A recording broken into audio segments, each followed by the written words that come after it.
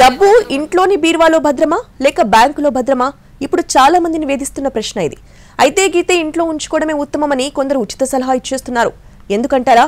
Chilakaluripet ICICI bank ఉద్యోగుల చేతివాటం వల్ల లబోదిబోమంటున్నారు ఖాతాదారులు. డబ్బును ఎక్కడ దాచుకోవాలి?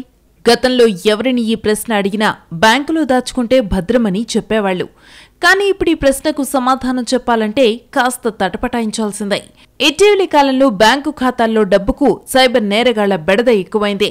రకరకాల పద్ధతుల్లో ఖాతాల్లోని డబ్బును కాజేస్తున్నారు కేటుగాళ్లు. అది చాలదన్నట్టు బ్యాంకు ఉద్యోగుల చేతివాటము తోడవుతోంది. ఖాతాల్లో డబ్బును గుట్టుచప్పుడు కాకుండా కాజేస్తున్నారు ఇంటి దొంగలు. పల్నాడు జిల్లా చిలకలూరిపేటలోని ఐసీఐసీఐ బ్యాంకు బ్రాంచిలో భారీ కుంభకోణం జరిగింది. సామాన్యుల బ్యాంకు ఖాతాల నుంచి భారీగా సొమ్ము కాజేశారు కొందరు ఉద్యోగులు. అయితే జరిగిన మోసాన్ని ఆలస్యంగా గుర్తించిన బాధితులు లబోదిబోమంటున్నారు. పిల్లల ఉన్నత చదువు, పెళ్లిళ్ల వంటి వాటి కోసం పైసా కూడబెడతాయి మధ్యతరగతి కుటుంబాలు. ఫిక్స్డ్ డిపాజిట్ల రూపంలో కొందరు, స్థిరాస్తులు, బంగారం రూపంలో ఇంకొందరు పెట్టుబడులు పెడుతుంటారు. ఆయా అవసరాలు వచ్చినప్పుడు తాము కష్టపడి సంపాదించిన ఇల్లు, భూమి, బంగారం వంటి వాటిని అమ్మడం పరిపాటి. ఇలా వచ్చిన డబ్బును బ్యాంకుల్లోనే దాచుకుంటారు. అక్కడైతేనే తమ డబ్బు సేఫ్ అనే నమ్మకం జనంలో ఉండేది.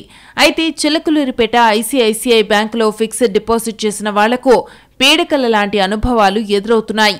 గతంలో ఇక్కడ మేనేజర్గా పనిచేసిన నరేష్, గోల్డ్ అప్రైజర్ హరీష్ కలిసి కోట్ల రూపాయలు కాజేశారు. ఫిక్స్డ్ డిపాజిట్లకు నకిలీ బాండ్లను జారీ చేశారు నరేష్, హరీష్. 100కు పైగా ఖాతాలకు చెందిన డబ్బును దోచుకున్నారు. అలాగే బంగారు ఆభరణాలను తాకట్టు పెట్టి లోన్ తీసుకున్న వాళ్లను బురిడి కొట్టించారు. అప్పు తీర్చేశాక మా నగలు తిరిగి ఇవ్వండి అంటే లేవంటున్నారు బ్యాంకు సిబ్బంది. ఫిక్స్డ్ డిపాజిట్లకు సాధారణంగా బాండ్లు జారీ చేస్తుంటాయి బ్యాంకులు. చిలకలూరిపేటలోని ఐసీఐసీఐ బ్యాంకు బ్రాంచ్లో కూడా ఎఫ్డీలకు బాండ్లిచ్చారు. కాకపోతే అవి నకిలీవి. కేటుగాళ్లిద్దరూ వాటిని తమ ఇళ్లల్లోనే ప్రింట్ చేశారు. ఎఫ్డీ ఖాతాదారులకు నకిలీ బాండ్లిస్తూ వచ్చారు.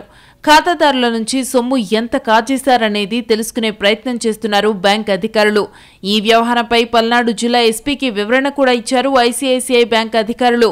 నిందితులిద్దరూ ఎంత సొమ్ము కాజేశారో తెలుసుకుంటున్నట్టు తెలిపారు. తమ విచారణ పూర్తయ్యాక నిందితులపై ఫిర్యాదు చేస్తామని ఎస్పీకి తెలిపారు ఐసీఐసీఐ బ్యాంకు ప్రతినిధులు.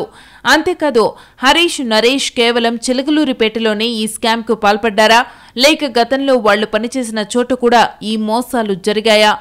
ఈ తరహా మోసాలు జరిగాయా అనే కోణంలో ఆరా తీస్తున్నారు బ్యాంకు అధికారులు. మీ డబ్బులెక్కడికి పోవంటూ బ్యాంక్ అధికారులు భరోసా ఇస్తున్నా బాధితుల్లో ఆందోళన కొనసాగుతోంది. తమ డబ్బులు తిరిగి వస్తాయో రావోనని ఆందోళన చెందుతున్నారు బాధితులు.